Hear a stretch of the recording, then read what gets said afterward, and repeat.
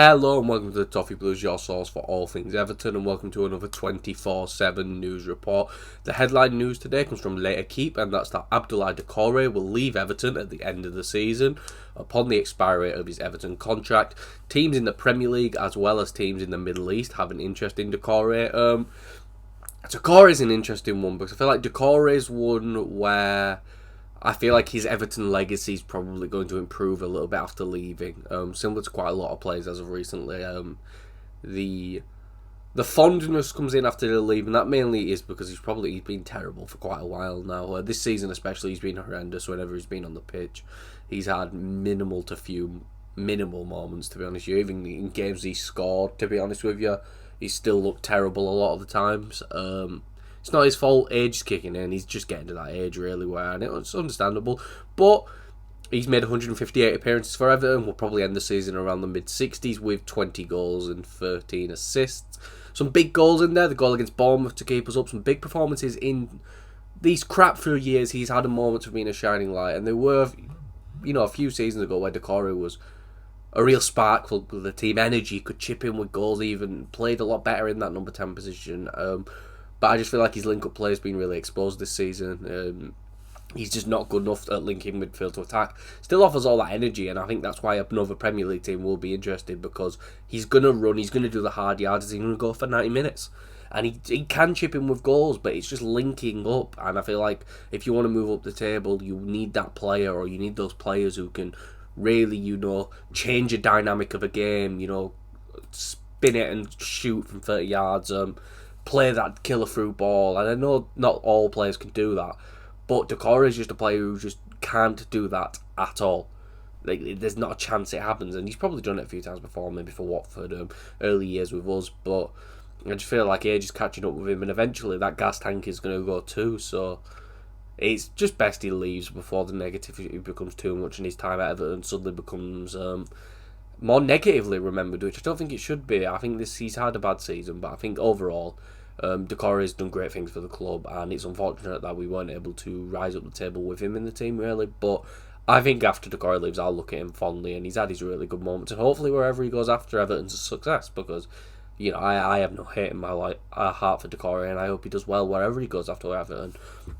But the next bit of news comes from Graham Bailey of TBR Football, and that's that Everton are readying a move to sign Emmanuel Emega from Strasbourg. Emega has scored 11 goals in 21 appearances across Liga in this season, also providing 2 assists. West Ham and Newcastle are also interested. Chelsea are also scouting the striker, because Blueco, who own Chelsea, also owns Strasbourg. He's an interesting one, quite young, I believe he's 22 when I looked. I'm not certain on that, but I believe 21, 22-ish. Again, 11 goals in 21 appearances, really good underlying numbers in terms of non-penalty XG, with 0.67, which actually puts him in the top 3% of strikers in all of Europe, which are really promising numbers, but he does seem to be similar to someone like a Beto, where he's not going to really get involved in the play. All his passing numbers are in like the bottom 20%.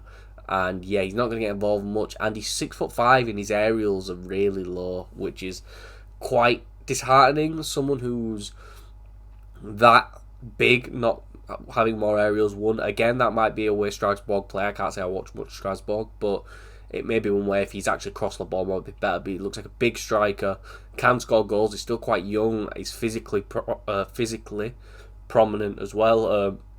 I don't know if it's one way he needs to put a bit more muscle on, maybe, but we'll have to see. But hopefully more details come out about this. It looks like the type of player we should be signing. Young, has some goal scoring potential, but I also would like us to probably sign a more established striker with the youngsters like Chimiti already in the squad, and the future of Beto unknown. Calvert-Lewin's gone at the end of the season by the looks of it. I really think we need an established striker in the summer who we know can score some goals. I don't know if that's going to be completely available in terms of Premier League goal scoring ability, but we'll have to see, and I really think it's one we should put. But I do think if let's say Beto goes, Calvert-Lewin goes, that leaves us with Chimiti. We sign one more striker. I can't remember we're going to bring Broyer in. Having him as a squad option is never going to be a bad option. Footy Insider reported that Everton are set to reignite their interest in West Brom winger Tom Fellows in the summer, according to Peter O'Rourke. Moyes is keen in a move for Fellows this summer, who has 11 assists and 2 goals in 38 games.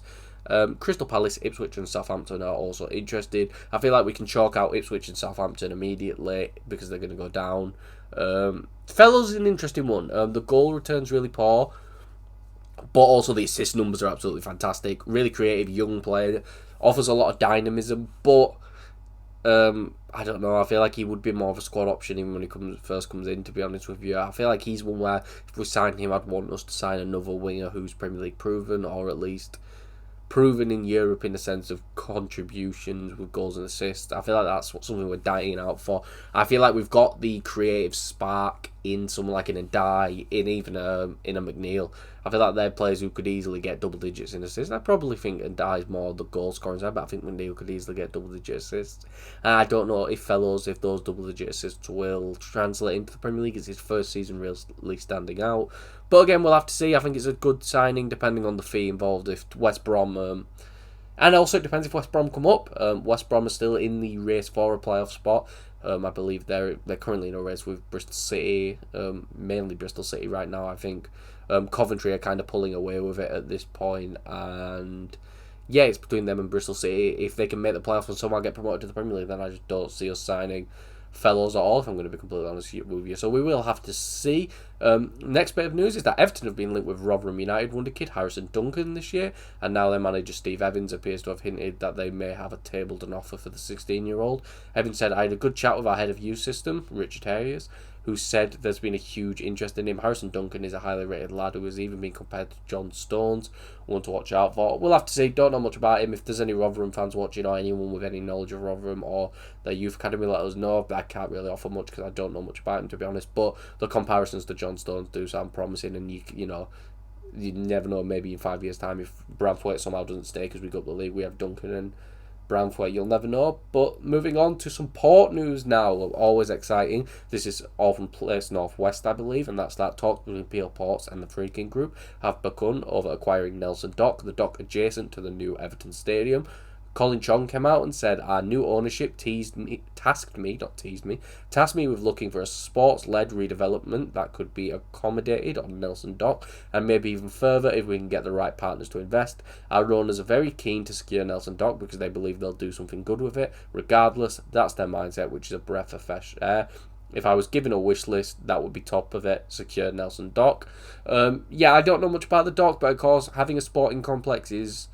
it's really good for modern football. I think it's really good for just having more for fans to do who aren't maybe regulars of Liverpool. You know, for me, for example, I think it's good for your fan base who aren't able to go to all the games and bringing in international fan bases. I know what a lot of the fan base is like. You're not allowed to support the club if you're not from Liverpool and stupid crap like that. But if the club wants to grow, it needs to accommodate more of that audience, to be honest with you, and this is a good way of going about it, and just having an overall better environment for the club, you know, around the docks, because there's not really much about them from what I've seen. So just having more and more accommodation for people to do things, to really get a feel of the club, I think it's a good idea, and that's really all I can offer, because I can't really offer too much talk on docks, to be honest with you.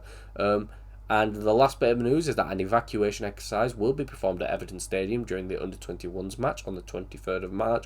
The 25,000 plus supporters will be asked to exit the stadium during the second half before the full-time whistle. The planned evacuation will signal the end of the match, and this is against a Bolton B game. Not anything huge, but again, just good idea from the club to make sure the security measures are going to be in place going into next season, when there's going to be much more than 25,000 people. Make sure that they've got everything like that locked in and ready and well prepared for next season. But yeah, that is all the news for this video. If you did enjoy, please make sure to like and subscribe. Follow us on Twitter at Everton Newsfeed, and follow me on Twitter at Callum Free. And I'll see you all for the next video and our live stream that I am on.